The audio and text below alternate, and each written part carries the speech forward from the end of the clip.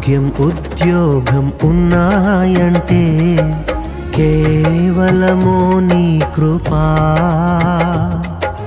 మెతుకు బ్రతుకు ఉన్నాయంటే కేవలము నీ కృపా.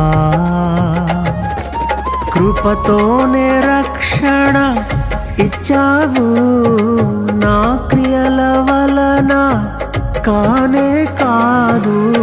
జీవితమంతా రుణస్థుడను, నీ అందే నిత్యము అతిశయము. నీ కృపా, నీ కృపా ఆకాశము కంటే హెచ్చైనది.